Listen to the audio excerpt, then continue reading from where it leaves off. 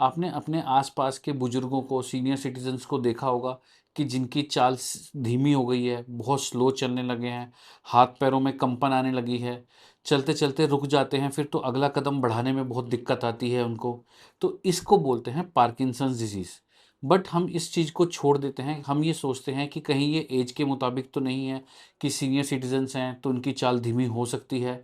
But आज इसके बारे में, पार्किंसन डिजीज़ के बारे में हम थोड़ी सी बात करेंगे।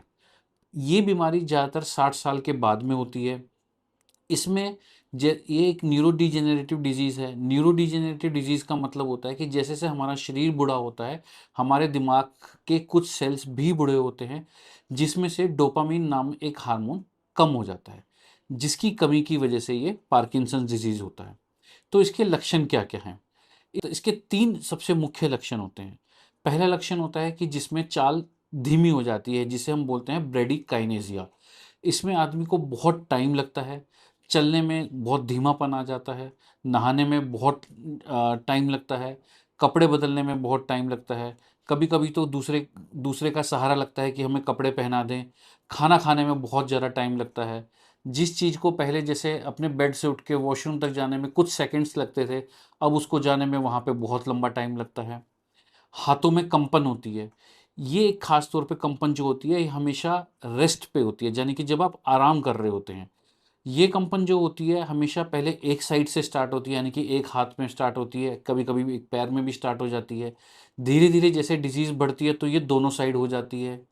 तीसरा मुख्य लक्षण है रिजिडिटी, यानी कि हाथ-पैरों में स्टिफनेस आना। उनकी जो होते हैं मोबाइल, जो जॉइंट्स होते हैं वो फ्री नहीं रहते, हाथों-पैरों में स्टिफनेस आ जाती है।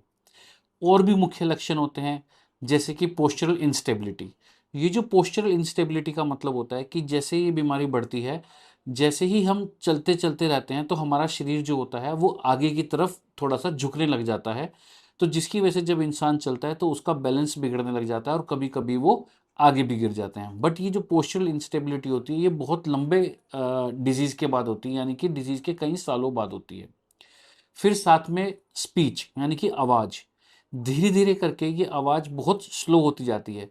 स्टार्टिंग में जैसे आमूनम आपने देखा होगा कि जब हमने उनसे अपने रिलेटिव से, यानी कि जो बुज़ुर्ग हैं, पहले जब वो बात करते तो हमें दूर से भी उनकी आवाज़ बिल्कुल आराम से क्लियर सुनाई देती थी।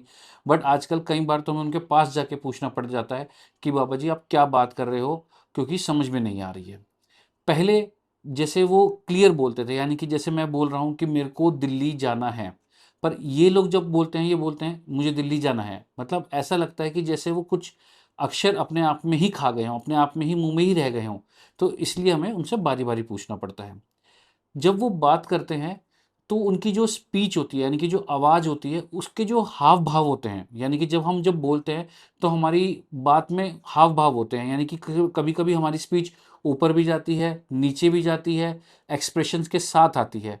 बट पार्किंसंस वाले जो पेशेंट होते हैं, उनकी स्पीच मोनोटोनस होती है, यानी कि उसमें कभी जो पिच होती है, जो आवाज़ की जो लय होती है, ना तो वो ऊपर जाती है, ना नीचे जाती है, वो एक ही फ्रेम में बोलते हैं। तो इसको बोलते हैं मोनोटोनस स्पीच।